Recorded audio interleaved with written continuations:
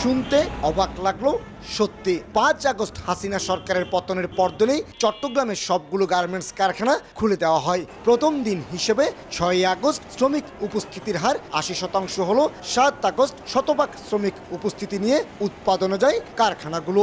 এরপর থেকে কোনো রকম সংকট ছাড়াই চলছে তৈরি পোশাক উৎপাদন। বেতন ভাতা নিয়মিত পরিশোধ হয়, শ্রমিকেরাও স্বাচ্ছন্দ্যে কর্মস্থলে আসছেন। চট্টগ্রামের গার্মেন্টস যেহেতু শ্রমিক বান্ধব পরিবেশে, সুতরাং সবাই হ্যাপিলি কাজ করতেছে। এখানে অনেক সুন্দর কাজের পরিবেশ, তার জন্য হচ্ছে না আন্দোলন। তবে সাভার, আশুলিয়া, গাজীপুরের শ্রমিক অসন্তোষ মাথায় রেখে চট্টগ্রামের নিরাপত্তা সাজিয়ে নিয়েছে শিল্প পুলিশ।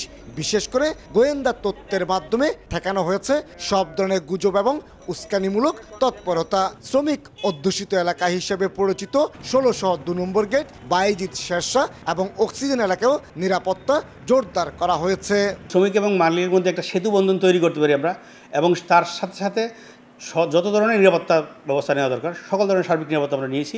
বিজিএমই এর দাবি, নাশকতা ঠেকাতে চট্টগ্রামের গার্মেন্টস মালিকেরা যেমন প্রশাসনের সহযোগিতা পেয়েছেন, তেমনি নিজেরাও কারখানায় উপস্থিত থেকে পরিস্থিতি নিয়ন্ত্রণ করছেন। আর শ্রমিক নেতারাও চেষ্টা চালিয়ে যাচ্ছেন স্থিতিশীল পরিবেশ বজায় রাখার। যারা দুষ্কৃতিকারী তাদেরকে আমরা শনাক্ত করেছি।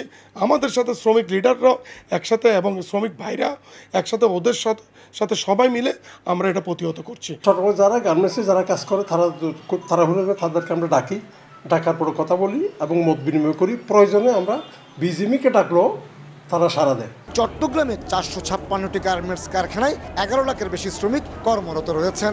এছাড়া চট্টগ্রাম ইপিজেড, কোরিয়ান এবং কর্ণফুলী ইপিজেডে গার্মেন্টস কারখানা রয়েছে 150টি, যেখানে শ্রমিকের সংখ্যা প্রায় 2 লাখ।